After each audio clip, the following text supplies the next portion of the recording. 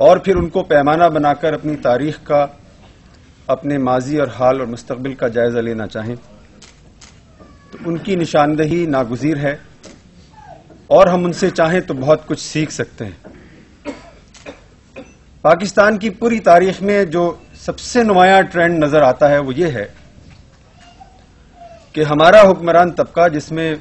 فوجی اسٹیبلشمنٹ سر فہرست ہے، وہ ایک چھوٹی سی شکایت کو، ایک جائز شکایت کو ایک ایف آئی آر میں کنورٹ کر لیتی ہے اور ایف آئی آر مقدمے میں تبدیل ہو جاتی ہے، اور مقدمے کے بعد صورتحال کسی کے بھی قابو میں نہیں رہتی ہے، اور اس کا وہ فیصلہ ہوتا ہے جو ہرگز نہیں ہونا چاہیے تھا۔ خان صاحب ابھی 1971 کے سانحے کی بات کر رہے تھے۔ اگر آپ 1954، 55، 56 کا مشرقی پاکستان کی اسمبلی کا آفیشیل ریکارڈ اٹھا کر دیکھیں تو آپ کو اس ریکارڈ میں ایک نہیں درجنوں تقریریں ایسی ملیں گی جس میں وہ بتا رہے تھے، اسمبلی کے فلور پر کھڑے ہو کر وہ بتا رہے تھے کہ دیکھیے مغربی پاکستان اور مشرقی پاکستان کے درمیان آبادی کا تناسب یہ ہے، وسائل کی پیداوار کی نوعیت یہ ہے، اور وسائل ان بنیادوں پر تقسیم ہو رہے ہیں۔ فلاں شعبے کے اندر مشرقی پاکستان کی نمائندگی اتنی ہے، فلاں شعبے میں اس کی نمائندگی اتنی ہے۔ یہ اسمبلی کے فلور پر ہونے والی تقریریں ہیں، اور ہر تقریر کا کرنے والا جب ان حقائق کی نشاندہی کرتا تھا تو وہ اس کے ساتھ ساتھ بہت دردمندی کے ساتھ یہ بھی کہتا تھا کہ اگر صورتحال انہی خطوط پر آگے بڑھے گی تو پاکستان کو متحد نہیں رکھا جا سکے گا۔ اور یہ ایسی بات نہیں تھی کہ جو راز ہو، اسمبلی کا ریکارڈ ہے، وہ اخبارات میں چھپتی ہیں۔ اس وقت ٹیلی ویژن نہیں تھا تو ٹیلی ویژن پر وہ نہیں آ سکتی تھی، لیکن ریڈیو تھا، ریڈیو پر آتا تھا۔ اور میں نہیں سمجھتا کہ ملک کی تمام سیاسی جماعتیں، اس وقت کی سیاسی قیادت اس سے ناواقف تھی، لیکن ہم نے دیکھا کہ وہ ایک چھوٹی سی شکایت بالآخر ایک ایف آئی آر میں کنورٹ ہوئی، اور ایف آئی آر ایک مقدمے میں تبدیل ہوئی، اور پھر وہ صورتحال پیدا ہوئی کہ جس کا ماتم ہم 1971 سے لے کر اب تک کرتے آ رہے ہیں۔ اور وہ ایسا سانحہ ہے کہ جسے ہم نے اپنے شعور سے نکالنے کی، اجتماعی شعور سے نکالنے کی کوشش تو بہت کی ہے، لیکن وہ ہماری اجتماعی نفسیات میں اس طرح بیٹھ گیا ہے کہ ہمارے اس بچے کھچے پاکستان کے کسی بھی حصے میں ذرا سا کوئی مسئلہ پیدا ہوتا ہے تو ہمیں 1971 یاد آتا ہے، اس لیے کہ وہ زخم اتنا بڑا ہے، وہ صدمہ اتنا بڑا ہے، وہ نقصان اتنا بڑا ہے کہ جس کی تلافی کسی صورت میں ممکن نہیں ہو سکتی تھی۔ تو بات یہ ہے کہ ہم نے اور ہمارے حکمران طبقے نے 1971 کی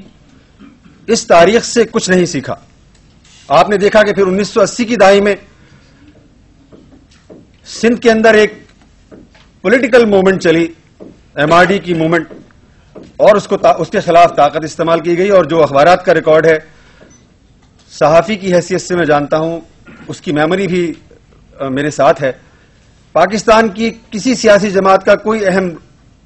سربراہ یا اس کا کوئی نمائندہ ایسا نہیں تھا جو یہ نہ کہہ رہا ہو کہ سندھ میں ایک بار پھر مشرقی پاکستان جیسی صورتحال پیدا ہو گئی ہے۔ بدقسمتی سے یعنی اس پوری صورتحال کی صرف دو توجیحات ممکن ہیں، یا تو مشرقی پاکستان کو ہم نے خود دھکیلا، ہم نے خود چاہا کہ یہ جو بوجھ ہے، یہ جو بلا ہے ہمارے سر سے ٹلے،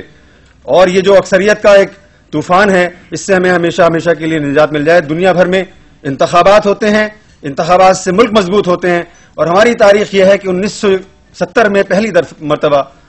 ون ووٹ ون مین کے اصول کے اوپر انتخابات ہوئے اور ملک ٹوٹ گیا۔ پوری انسانی تاریخ میں جو ماڈرن ہسٹری ہے، مجھے نہیں یاد پڑتا کہ دنیا کا کوئی ایسا ملک ہو کہ جہاں پر انتخاب، بالغ حق رائے دہی کی بنیاد پر ہونے والا انتخاب ملکوں کو توڑنے کا سبب بنا ہو۔ ایک ٹرینڈ تو یہ ہے۔ دوسرا ٹرینڈ جو اس سے بھی زیادہ ہولناک ہے اور پن پوائنٹ کیے جانے کے لائق ہے، وہ یہ ہے کہ ہم 1948 سے لے کر اب تک ترک کرنے کی ایک روایت قائم کرتے چلے آ رہے ہیں۔ ہم ہر چیز کو ابینڈن کر دیتے ہیں، کچھ عرصے استعمال کرتے ہیں پھر اس کو ابینڈن کر دیتے ہیں۔ ہم نے 1947 سے 9 سال بعد تک آئین نہیں بنایا، تو اس کی معنی یہ تھے کہ ہمارا جو حکمران طبقہ ہے اس نے آئینی پروسیس کو ابینڈن کر دیا ہے۔ 1971 کا سانحہ بہت بعد میں ہوا، لیکن اس سے پہلے جو 1958 کا مارشل لا ہے، اس سے یہ ثابت ہو گیا تھا کہ اب یہ ملک کس ٹریک پر جائے گا، اور یہاں کا آئندہ کا جو نظم و نسق ہے اور یہاں کی جو حیات اجتماعیہ ہے وہ کن بنیادوں پر رن کی جائے گی۔ ہم نے ڈیموکریسی کے پرنسپل کو، عوامی پارٹیسپیشن کے پرنسپل کو ابینڈن کر دیا۔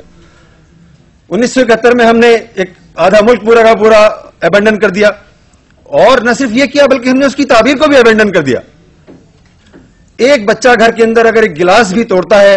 تو ہم جاننے کی کوشش کرتے ہیں کہ آخر یہ گلاس کیوں ٹوٹا، تاکہ آئندہ اس گلاس کے ٹوٹنے کے نقصان سے بچا جا سکے۔ لیکن یہاں آدھا ملک ہمارے ہاتھ سے نکل گیا، اور ہمیں آج تک یہ نہیں معلوم ہے کہ آخر وہ کیا اسباب اور محرکات تھے جن کی بنیاد پر آدھا پاکستان ہمارے ہاتھ سے نکل گیا۔ اس کا نتیجہ کیا ہوا؟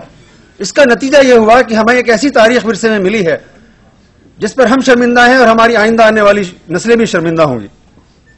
ایک سیمینار کچھ عرصے پہلے ہوا تھا، اس میں نے ایک چھوٹا سا واقعہ جو ذاتی واقعہ ہے، لیکن وہ ذاتی واقعہ بھی نہیں ہے۔ میری بچی جو 5ویں جماعت کی طالبہ تھی، ایک دن اس نے اسکول میں کہیں سن لیا کہ جو بنگلہ دیش ہے یہ کبھی مشرقی پاکستان ہوا کرتا تھا۔ اس نے آ کر یہ بات مجھ سے پوچھی، یہ سوال مجھ سے کیا اس نے کہا کہ کیا یہ بنگلہ دیش واقعی کبھی مشرقی پاکستان تھا؟ میں نے کہا ہاں بالکل۔ کس نے تمہیں بتایا؟ اس نے کہا ٹیچر جو ہے وہ آج کلاس میں اس پر بات کر رہی تھی۔ اس نے کہا کہ ایسا کیوں ہوا؟ یہ جو پورا ملک تھا، یہ نصف ملک ہمارے ہاتھ سے کیسے نکل گیا؟ آپ یقین کریں میں 5 منٹ تک سناٹے میں آ گیا اور مجھے سمجھ میں نہیں آیا کہ میں اس کو کیا بتاؤں، اس لیے کہ جو حقائق ہیں وہ اتنے تلخ ہیں کہ اگر میں اس کو یہ بات بتا دیتا ہوں تو اس کا ذہن کنڈیشن ہو جاتا ہے اور وہ کبھی اس کنڈیشننگ سے شاید نہ نکل سکے، اور اگر میں اس کو صحیح بات نہیں بتاتا ہوں تو میں ایک جھوٹ کی روایت قائم کرتا ہوں اور میں اس کو گمراہ کرتا ہوں۔ اور ہماری بدقسمتی یہ ہے کہ ہم نے اپنی تاریخ کے اتنے ہولناک تجربے سے کچھ نہیں سیکھا اور اس کی تاریخ بھی اپنی آئندہ نسل کو منتقل نہیں کی۔ چنانچہ 1971 سے لے کر اب تک ہمیں ایسا لگتا ہے کہ جیسے 16 دسمبر آتی ہی نہیں ہے۔ ہماری تاریخ میں 16 دسمبر نام کا کوئی ملک نہیں ہے، ہمارے کسی تعلیمی نصاب میں اس کا ذکر نہیں ہے، اور اگر ہے تو بہت سرسری۔ ایسا لگتا ہے کہ جیسے وہ واقعہ اچانک رونما ہو گیا، حالانکہ اگر آپ 1947 سے 1971 تک کے واقعات کو فالو کریں تو آپ کو معلوم ہوگا کہ ایک چھوٹا سا بحران، جیسا کہ میں نے پہلے آپ سے عرض کیا، ایک شکایت ہے جو پیدا ہو گئی ہے، اور وہ شکایت رفتہ رفتہ FIR میں تبدیل ہو رہی ہے، اور وہ FIR رفتہ رفتہ مقدمے میں تبدیل ہو رہی ہے، اور کوئی اس پر توجہ دینے والا نہیں ہے۔ سب کے اپنے اپنے معاملات ہیں، سب کے اپنے اپنے مفادات ہیں، سب کا اپنا اپنا تناظر ہے۔ اور یہ جو ہماری فوجی اسٹیبلشمنٹ ہے، اس کی جو بصیرت ہے، اس کا جو اعتبار ہے، وہ تو 1971 میں ہی زائل ہو گیا۔ آپ کو یاد ہوگا 16 دسمبر سے 15 دن پہلے جنرل نیازی صاحب نے یہ بات کہی تھی کہ اگر بھارتی فوجیں ڈھاکہ میں داخل ہوں گی تو وہ ہماری لاشوں سے گزر کر ڈھاکہ میں داخل ہوں گی۔ اور اس سانحے سے محض 8 دن پہلے جنرل یحییٰ خان قوم کو یقین دلا رہے تھے کہ گھبرانے کی ضرورت نہیں ہے، حالات قابو میں ہیں۔ لیکن آپ نے دیکھا کہ 16 دسمبر کو وہاں نہ جنرل نیازی کی لاش تھی اور نہ ملک کا دفاع مضبوط ہاتھوں میں تھا۔ لیکن بدقسمتی ہم نے، جیسا کہ میں نے آپ سے عرض کیا، کہ ہم وہ جو ترک کرنے کی روایت ہیں اس پر ہم قائم رہے، اور ایک کے بعد دوسرا بحران، دوسرے کے بعد تیسرا بحران، چوتھا بحران، 5واں بحران، 6واں بحران۔ ایسا لگتا ہے کہ ہماری پوری تاریخ بحرانوں کی نظر ہو گئی ہے، اور ہمارے پاس اپنے آپ کو بتانے کے لائق، اپنی آئندہ نسلوں کو بتانے کے لائق کوئی ایسی بات نہیں ہے کہ جس پر ہم فخر کر سکیں۔ اور آپ یہ بات اچھی طرح جانتے ہیں کہ قوموں کی زندگی میں جو چیز سب سے زیادہ اہم ہوتی ہے وہ یہ کہ ہمیں اپنی انفرادیت کے اوپر، اپنی اجتماعیت کے اوپر اعتبار ہو۔